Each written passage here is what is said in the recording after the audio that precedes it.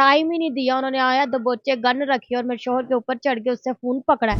जो इधर मारी थी ना, गन रखी थी इधर, फिर बट मारते रहे, मुंह दबोचते रहे। ये देखे, कहते थे चीखे नहीं, मोशन दी थी कि ये हवाई फायरिंग करता है और वो भी हमारी छत के ऊपर करता है। बच्चों को ट्रेनिंग देता है हमारी छत के ऊपर फायरिंग करने की। अस्सलाम वालेकुम नाज़रीन, मैं हूं एडी मलिक और मेरे साथ मकतूल बंटी की अहलिया मौजूद है, जिन्होंने अपने शोहर को अपनी आंखों के सामने बेदर्दी से कत्ल होते देखा। ये कातिल कौन थे, कहां से घुसे घर में और क्या दुश्मनी थी, क्यों बंटी को कत्ल किया। बंटी सिर्फ और सिर्फ अपनी नौकरी किया करता था और उसका गुनाह सिर्फ ये था कि उसने इस जालिम शख्स के खिलाफ कंप्लेन की थी कि ये मोहल्ले में हवाई फायरिंग करता है और अपनी जो दहशत है वो फैलाने की कोशिश करता है। ये सारा वाकया क्या है, मकतूल की अहलिया से जानते हैं। अस्सलाम वालेकुम। वालेकुम अस्सलाम। अभी क्या हुआ था वाकया और किस वक्त ये सारा वाकया हुआ था, कातिल कहाँ से आए थे घर में?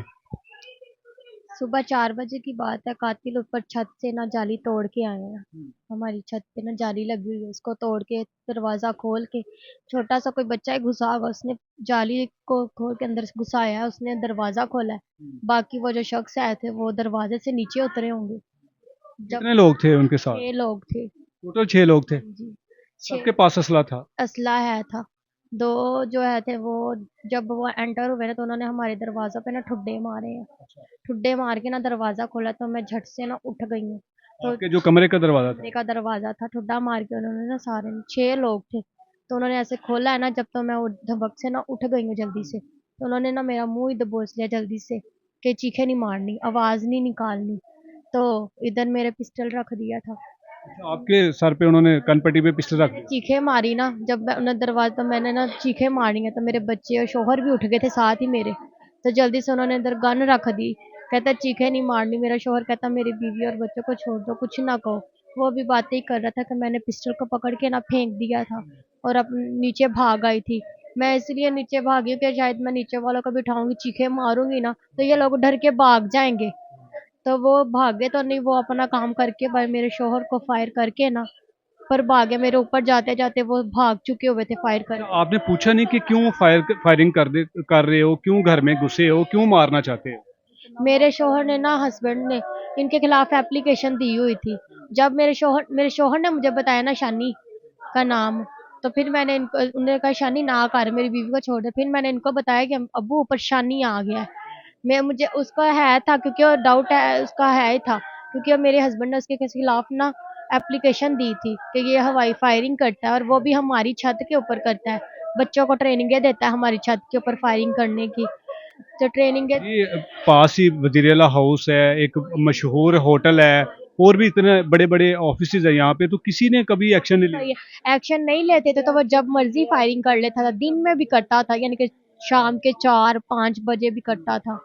पर जब मेरे हस्बैंड ने एप्लीकेशन दी थी ना इसकी, उसके बाद उसने कहा खबरदार दोबारा कभी तुमने मेरे खिलाफ एप्लीकेशन दी। फिर जिद से फायरिंग करता था, कभी हमारे दरवाजे में भी आके करने लग जाता होता था।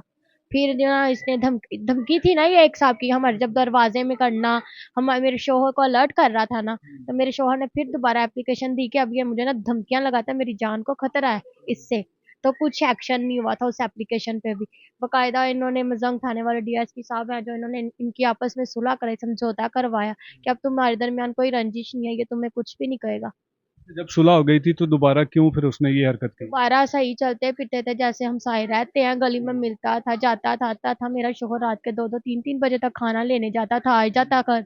हमने कहा चले अब सब कुछ सेटल हो गया, हमें क्या पता कि इसके दिल में अभी भी गुबार है, इसके अंदर आग है जो उजल रही है। तो मुझे क्या पता था कि एकदम जैसे ज्वालामुखी फट जाता है। आपने कभी इनके घर वालों को नहीं बताया कि अपने बेटे को समझाओ क्यों ये करता है? उसने अपने घर वालों को, माँ बहनों सबको निकाला हुआ है। 3 कमरे उसने दिए हुए रेंट पे, और सबसे ऊपर वाले कमरे में वो खुद रहता है। हाँ जी। अकेला रहता था? हाँ जी, वो शूटर बनाता था और वैसे भी वो डकैतों में, उसके पहले भी पर्चे हुए, डकैतों में भी था। तो मैं अपने शोहर को कहती होती थी कि यहाँ पे सारे सरकारी, हमारे साथ ही तो 2-3 घर छोड़ के तो वकीलों के घर है, सारे सरकारी मुलाजम इधर है, सरकारी गवर्नर हाउस है यहाँ पे, थाना नजदीक है। मैंने कहा कोई भी एक्शन नहीं लेता तो तुम भी अपने कान मुंह बंद कर लो। तो कहता नहीं, मैं करूंगा, मैं करूंगा, मैं इंसाफ मांगूंगा। कानून पे उसको बड़ा यकीन था। कहता नहीं, कानून हमारे साथ है, हमें कभी नहीं कुछ होगा। हमारे मेरे जो जो हैं, आपके जो शोहर है वो क्या काम करते थे? मेरे सौर ये शॉप है हमारी, हम यही चलाते, घर पे ही शॉप थी ये, घर में शॉप बनाई हुई थी। यही चलाता था, कोई बाहर का काम नहीं करता था, किसी को ना कुछ कहना नहीं, बस ये एप्लीकेशन देने के चक्कर में इसके साथ पता तो नहीं। जिस दिन आपके घर में ये घुसे थे तो इन लोगों ने क्या आते साथ ही किया था, सीधी फायरिंग शुरू कर दी नहीं, थी? कोई बात होती है ना कि आपस में बात कर ले, कि मैं ही कह दूं कि भाई माफ कर दे, अगर उसने दे दिया आइंदा वो कुछ नहीं करेगा, अगर उसने दोबारा भी कुछ करना चाहता है, तुम्हारे खिलाफ करना चाहता है, तो मैं इसको रोक लूंगी, जान बख्श दो। टाइम ही नहीं दिया उन्होंने, आया दबोचे गन रखी और मेरे शोहर के ऊपर चढ़ के उससे फोन पकड़ा है, मैं नीचे आई तो पीछे से फायरिंग कर दी, बात करने का मौका नहीं दिया उन्होंने। वो पूरे इरादे से आए थे कि कत्ल ही करना है इसका। ये आपकी आंख पर क्या हुआ? ये इन्होंने मुझे इधर मारी थी ना, गन रखी थी इधर, फिर बट मारते रहे, मुंह दबोचते रहे, ये देखे, कहते थे चीखे नहीं मारनी, आवाज। आपको भी तशद्दुद करते हाँ रहे? जी, कि तुमने चीखे नहीं, मैं चीखे मैंने बड़ी चीखे मारी हैं, पर नीचे तक आवाज ही नहीं, जब मैंने देखा कि मेरी इतनी चीखे मारने के बाद भी कुछ नहीं, यानी कि नीचे से इतनी उन्होंने फायरिंग की, किसी को नहीं पता चला? फायरिंग की, बस दो फायरिंग की आवाजें आई हैं, बाकी जो फायर थे ना उनकी आवाज ही नहीं आई थी कि फायर बजे। हाँ जी, साइलेंट वाले थे ना, साइलेंसर लगाए होंगे। वो वाली थे कि आवाज ही नहीं आई। जब ये कत्ल करके गए थे किस तरफ से गए थे, और जिधर से आए थे उधर से ही? हमारे ऊपर जाते जाते वो छत पे भाग गए हुए थे, वापिस भाग गए हुए थे। मैंने अभी तक कोई मुलजम नहीं पकड़ा पुलिस ने? नहीं, अभी तक तो जितने भी आए हैं, पकड़ा तो कोई भी नहीं, उन्होंने कहा है, यकीन दिलाया है कि हम आपके साथ है, हुकूमत आपके साथ है, मरियम नवाज आपके साथ है, आपके साथ पूरा तामन करेंगे, आपके मुल्जिम आज तक पकड़े जाएंगे। आज तो सारे आपके लोगों के साथ हैं लेकिन आपका शोहर तो वापस नहीं आ नहीं सकता। आ सकता, पर मेरे बच्चों के लिए भी तो तहफ़्फ़ुज़ देना, उसको इंसाफ तो मिल सकता है ना, वो नहीं आ सकता, पर उसके मुल्जिमों को उसी की तरह मार के उसका इंसाफ मिल सकता है। खून आपको उम्मीद है कि आप लोगों को इसी कानून से इंसाफ मिलेगा जिस कानून पर उसे यकीन था कि मुझे ये इंसाफ देंगे? यही बात है कि मेरे शौहर ने अंधा यकीन किया हुआ था कानून के ऊपर, और मेरी कानून से यही मास है, हुकूमत से, कि अगर वो इतना यकीन करता तो उसके यकीन को पे यकीन करके उसको इंसाफ दिलाए ना। मेरे बच्चों के लिए कुछ सोचे, मेरे बच्चों का फ्यूचर है, मुस्तकबिल मैं कैसे इनके साथ, इनको कैसे लेके चलूंगी। कितने बच्चे हैं आपके? मेरे 4 बच्चे, 3 बेटियां और 1 बेटा है, बुजुर्ग माँ बाप है, मैं कैसे करूंगी सारा जिंदगी को हैंडल।